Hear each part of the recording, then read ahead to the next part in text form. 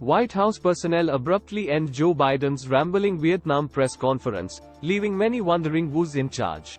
President Joe Biden wrapped up his first trip to Asia as president with a press conference in Vietnam that was marred by rambling answers, awkward jokes, and a nap request.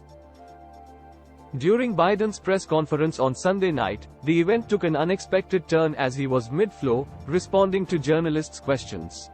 It was a peculiar moment, reminiscent of an excessively lengthy award ceremony speech, when the president found himself quite literally played off the stage by the sudden onset of jazz music blaring from the loudspeaker. "We talked about stability, we talked about the third world, excuse me, the Southern Hemisphere has access to change." It wasn't confrontational at all. Biden, 80, began his remarks meandering. This unexpected turn of events was marked by the commanding voice of his press secretary, Karine Jean-Pierre, who interjected, "Thank you, everybody. This ends the press conference. Thanks, everyone," swiftly bringing the press conference to an abrupt conclusion.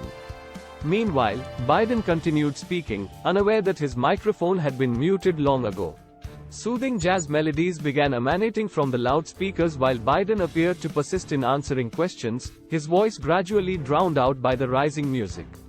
As the tunes grew louder, Biden eventually put away his leather-backed folder and made his exit from the stage, disappearing behind a curtain. Biden traveled to India and Vietnam for a series of meetings with leaders of the G20 and the Indo-Pacific region, with the goal of countering China's growing influence and aggression. But his trip was overshadowed by the war in Ukraine, which has escalated in recent weeks as Russia invaded its neighbor. The 80-year president spent much of his time and attention on the conflict, which he said was a global issue that threatened the international order. Biden also made headlines for his remarks on Taiwan, the self-governing island that China claims as its own. On Monday, Biden said that the US would respond militarily if China attacked Taiwan, which contradicted the long-standing US policy of strategic ambiguity that avoids taking a clear stance on the issue. On Tuesday, he clarified that his policy had not changed, but did not retract his earlier statement. He said that he did not want to contain China, but to have a relationship that was on the up and up. Biden's press conference in Hanoi on Sunday was supposed to be the final act of his trip, but it turned into a spectacle of gaffes and blunders.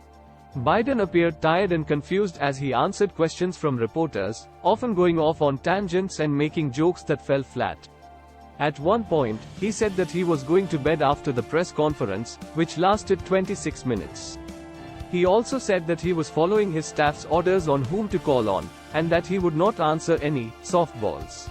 The 46th US president also repeated one of his favorite anecdotes about a John Wayne movie where an Indian character calls a Union soldier a lying, dog-faced pony soldier. He used this phrase to describe those who deny climate change. Biden's performance drew mockery and criticism from some observers, who questioned his mental fitness and leadership abilities. A video clip of Biden asking for a nap went viral on Twitter, with over 2 million views and thousands of comments. Thanks for watching. Please like and subscribe for more updates.